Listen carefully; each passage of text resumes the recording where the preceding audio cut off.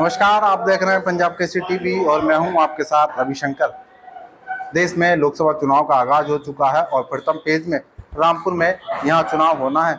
चुनाव की प्रक्रिया पूरी संपूर्ण हो चुकी है और उसी को लेकर सभी राजनीतिक दल अपनी अपनी तैयारियों में लगे हुए हैं और जल्दी चुनाव प्रचार भी थमने की ओर जा रहा है।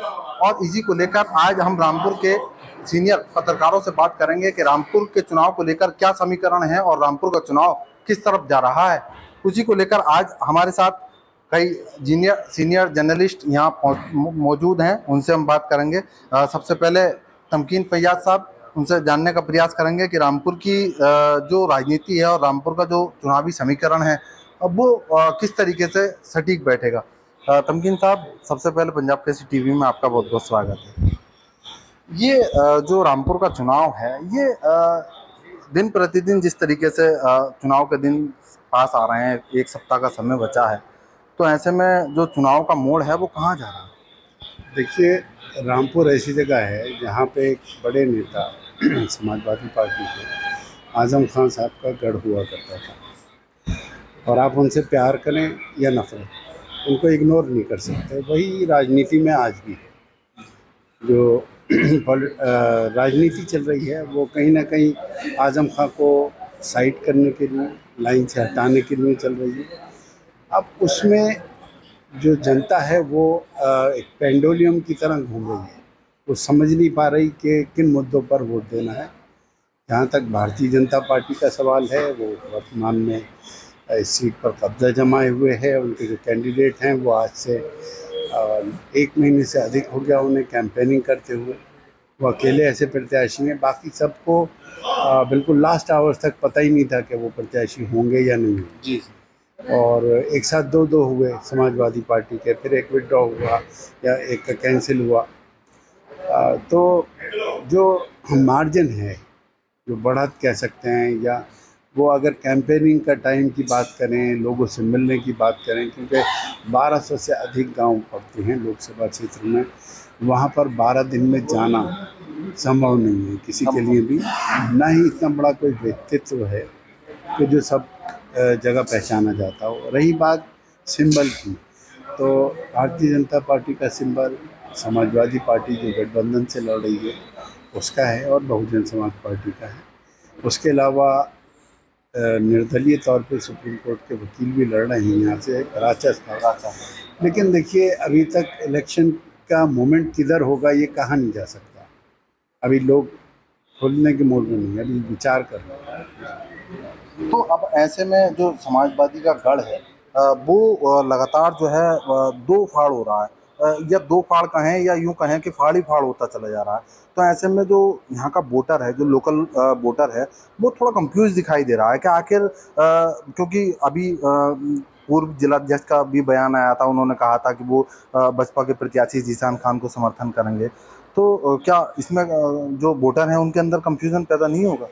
मैंने आपसे वही बात कही कि आज़म खान की एक लंबी राजनीतिक पारी थी, लगभग 40 साल से अधिक थी, और उसमें सैकड़ों लोग उनके समर्थक के रूप में रहे, उनके कार्यकर्ता के, समर्थक के, उनके नेता के। आज जब आज़म खान जेल में हैं, उनका पूरा परिवार जेल में है, समाजवादी पार्टी ने भी उनसे लगता है नाता तोड़ सा लिया और उनका अखिलेश यादव का भी भरोसा टूट गया है। इसी वजह से उनकी मर्ज़ी के बिना कहीं बाहर से लाकर कैंडिडेट रखा गया, और जब ये हुआ तो फिर उनके लोग छिटकने लगे। जो माला बनी हुई थी वो टूट गई। आपने देखा होगा वीरेंद्र गोयल जो उनके करीबी हैं, जिलाध्यक्ष भी रह चुके हैं सपा के, वो बसपा के लिए वोट मांग रहे हैं। और इसके अलावा जो तो ये जो परिस्थितियां हैं क्यों पैदा हो रही हैं?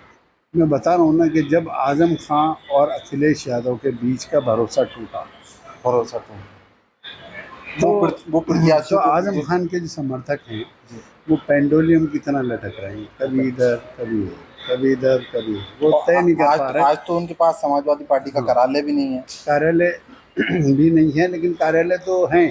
कार्यालय कोई बड़ी चीज़ नहीं है, आप कोई अधिकृत कार्यालय क्या कोई भी बना देता है। लेकिन दिक्कत यह है कि क्या करें, ये तय नहीं कर पा रहे। आज़म खान जेल में है, वहाँ से कोई सिग्नल आया नहीं है, और जो उनके लोग जिस तरीके से इंडिकेशन दे रहे हैं उस पर कुछ बहुजन में जाएंगे, कुछ किसी और तरफ जाएंगे, कुछ जो समाजवादी पार्टी को वोट मिलेगा वो सपा का नहीं होगा, वो वोट गठबंधन का होगा। गठबंधन का होगा। हमारे साथ और भी सीनियर जर्नलिस्ट हैं, रवि सक्सेना जी हैं। उनसे हम जानने का प्रयास करेंगे कि रवि जी ये बताएं कि रामपुर का जो चुनाव का समीकरण है, क्योंकि आज देखिए समाजवादी पार्टी के जो पूर्व जिलाध्यक्ष हैं वो बसपा को अपना समर्थन दे रहे हैं। तो ऐसे में क्या ये संभावना है कि रामपुर में समाजवादी और बसपा दोनों एक साथ मैदान में उतर सकते हैं? क्योंकि राष्ट्रीय स्तर पर तो समाजवादी पार्टी और कांग्रेस का गठबंधन है, लेकिन रामपुर में समाजवादी पार्टी और बसपा का गठबंधन दिखाई दे रहा है। इस बात से मैं सहमत नहीं हूँ, क्योंकि वो समाजवादी पार्टी नहीं है। समाजवादी पार्टी ने अपना एक प्रत्याशी उतारा है, इमाम मोमिनुल्लाह साहब, जो चुनाव लड़ रहे हैं। ये जो विरोध कर रहा है वो आज़म समर्थक है, आज़म खान के लोग हैं, जो समाजवादी पार्टी के जो अखिलेश यादव ने अपना यहाँ प्रत्याशी उतारा है उसका विरोध कर रहे हैं, ना कि समाजवादी पार्टी का या समाजवादी पार्टी के लोग विरोध कर रहे हैं। एक विशेष जो कि आज़म खान के लोग हैं, जैसे वीरेंद्र गोयल हो गए, आसिम राजा हो गए, जेडएम खान हो गए, ये सारे लोग जो आज़म खान के करीबी कहलाए जाते हैं, आज़म खान के लोग कहलाए जाते हैं, ये लोग उनका विरोध कर रहे हैं। समाजवादी पार्टी का कोई भी जो लोग हैं, जैसे कि मान लीजिए कि अजय सागर हैं, अभी तक उन्होंने कहीं भी किसी मंच पर आकर ये नहीं कहा कि हम जो है विरोध कर रहे हैं। अच्छा, जो वीरेंद्र गोयल जी हैं वो लगातार विरोध कर रहे हैं, तो क्या आपको लगता है, क्योंकि वो तो आजम खान के बहुत करीबी रहे हैं, बचपन के दोस्त रहे हैं, तो क्या अगर वो बसपा को समर्थन करते हैं, बसपा प्रत्याशी को समर्थन करते हैं, तो जो रामपुर का लोकल वोटर है वो उनके कहने से वोट की चेंजिंग कर सकता है? बिल्कुल कर सकता है, क्योंकि वीरेंद्र गोयल जी का अपना एक जो रामपुर शहर में अच्छा वर्चस्व है। लेकिन एक बात और मैं आपको बता दूं कि अभी जो पिछले जो उपचुनाव हुए थे, तो जैसे हम लोग बता रहे हैं, हम लोग मीडिया में घूमते हैं, आप भी घूमते हो और हमारे तनकी भाई भी वगैरह घूमते हैं, तो उसमें कहीं ना कहीं इस चुनाव में जो मुसलमानों पर जातियाँ हुई थी उसका भी एक गुस्सा, एक आक्रोश देखने को मिलेगा आपको जी। आप इस बात को देखिएगा, चुनाव जब वोटिंग होगी तो जो मुसलमान वोट लोग मान रहे हैं कि बढ़ जाएगा, कट जाएगा, वो कहीं नहीं बढ़ेगा, ये आप देखिएगा। लेकिन हाँ, क्योंकि कुछ आज़म समर्थक जो हैं वो बहुजन समाज पार्टी को लड़ा रहे हैं। लेकिन बीजेपी तो अपना दावा कर रही है कि रामपुर का लगभग आधा वोट जो है वो बीजेपी की तरफ जा रहा है, तो क्या इसमें भी कोई खेल हो सकता है? रवि जी, यही वजह है कि भारतीय जनता पार्टी की जो लीड पिछले बार थी वो अब और बढ़ेगी, कम होने का नाम नहीं लेगी, क्योंकि जो मुसलमान वोट है एक मंच पर नहीं आएगा। लेकिन अगर एक मंच पर आ गया वोट तो बीजेपी के लिए थोड़ी दिक्कत है। अच्छा, जो भाजपा के प्रत्याशी घनश्याम सिंह लोधी हैं, क्योंकि वो पूर्व में भी 1.5 साल विधायक सांसद रह चुके हैं, तो क्या उन्होंने 1.5 साल में लोगों के दिलों में, क्षेत्रीय लोगों के दिलों में जगह बनाई है?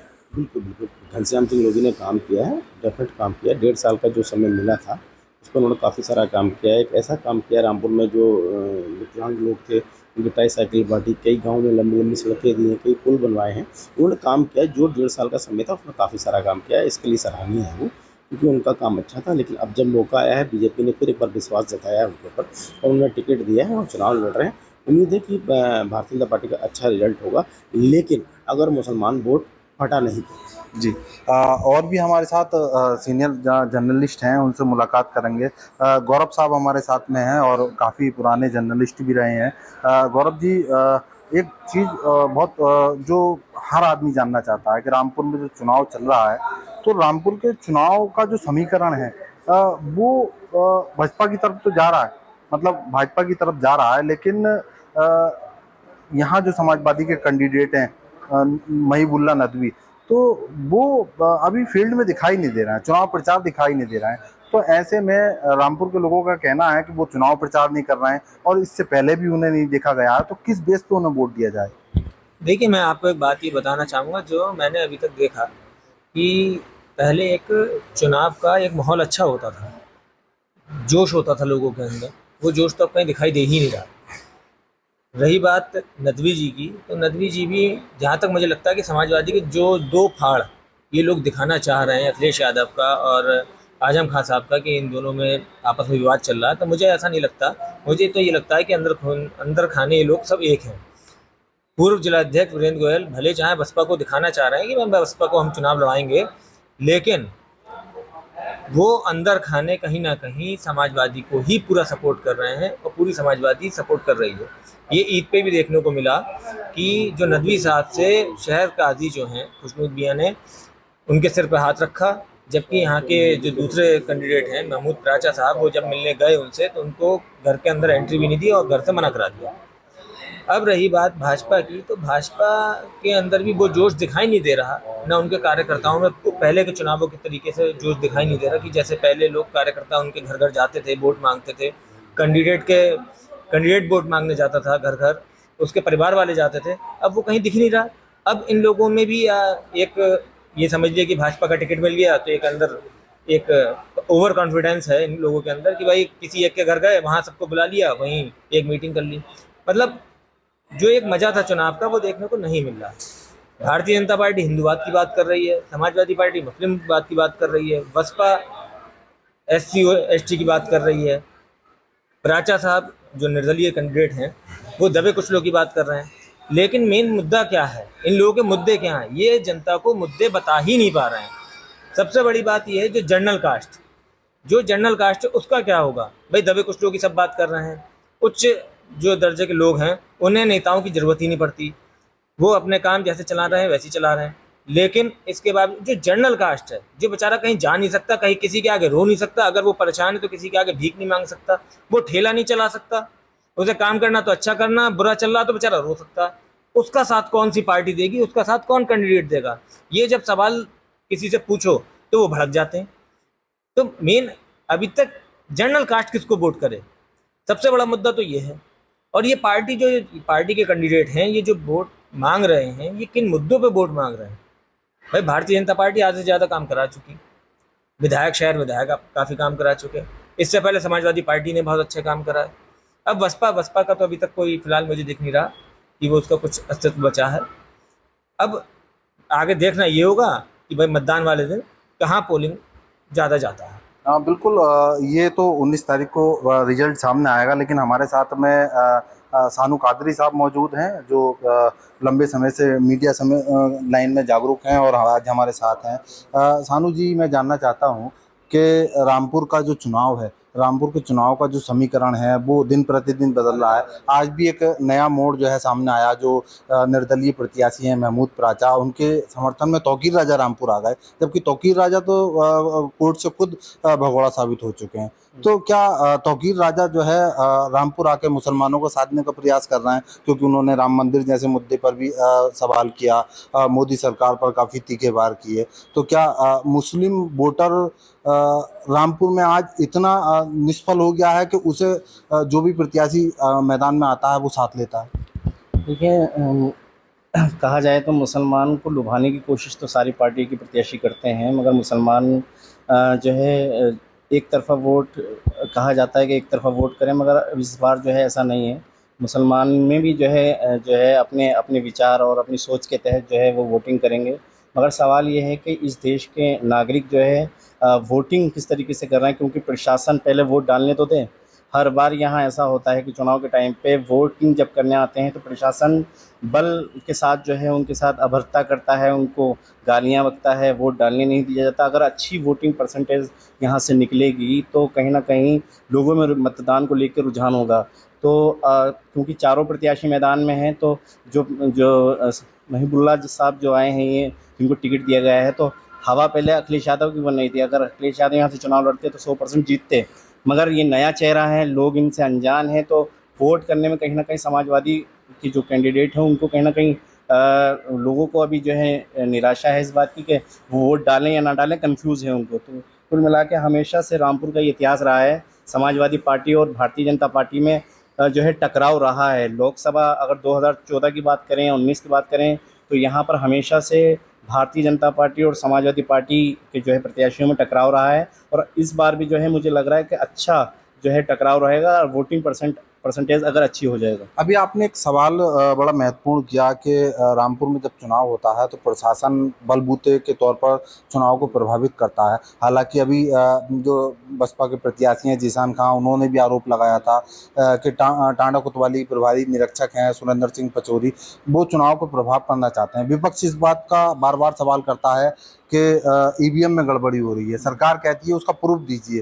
तो अब वो तो टेक्निकल चीज़ है, ईवीएम मशीन में गड़बड़ी हो सकती है, लेकिन वोट प्रभावित हो रहा है, बूथ प्रभावित हो रहे हैं, ये कैसे संभव है? क्योंकि प्रशासन तो कहता है कि निष्पक्ष चुनाव हो रहा है, लोग बूथ पर आएँ, वोट डालें, लेकिन ऐसा तो संभव नहीं दिखता कि चुनाव को प्रभावित करने का प्रयास किया जाता हो। मैं पत्रकार हूँ और सच्चाई दिखाना मेरा काम है।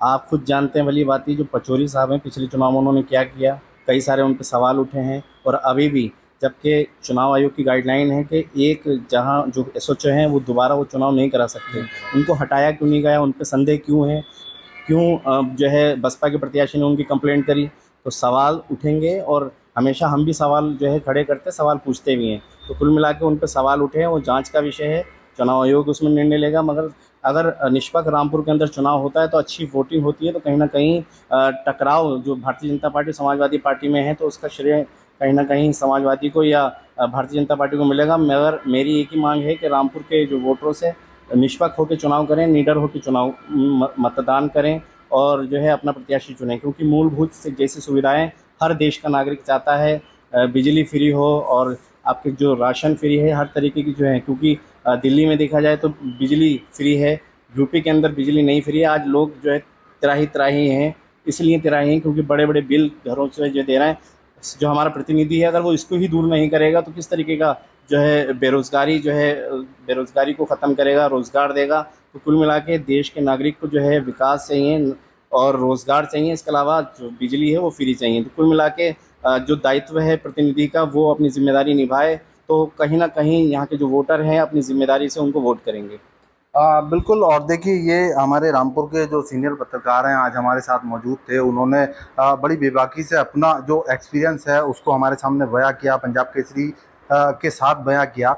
लेकिन पत्रकार हमेशा मुद्दों को उठाता है, मुद्दों पर बात करता है और मुद्दों पर ही प्रशासन से, शासन से सवाल करता है कि आखिर जो चीज़ें घटित हो रही हैं उस पर क्यों कमियां हैं और उस कमियों को क्यों समय से दूर नहीं किया जा रहा है। लेकिन चुनावी समीकरण जो है, क्योंकि एक सप्ताह चुनाव का बाकी है, 19 अप्रैल को जनपद रामपुर में प्रथम फेज में चुनाव होना है। अब ऐसे में जो पत्रकारों का अपना एक्सपीरियंस था उन्होंने बयां किया, उन्होंने बताया कि रामपुर में किस तरीके से चुनावी समीकरण रहेगा। लेकिन जिस तरीके से अब 19 अप्रैल को यहाँ वोटिंग होनी है और प्रशासन तथा राजनीतिक पार्टियों द्वारा पूरा खेमा तैयार है और चुनाव की प्रक्रिया तेज हो चुकी है, तो अब आने वाला समय बताएगा कि रामपुर का जो चुनाव है, जो रामपुर के चुनाव का समीकरण है, वो किस ओर जाकर गिरेगा और किस तरीके से यहाँ का चुनाव निष्पक्ष रूप से संपन्न हो पाएगा।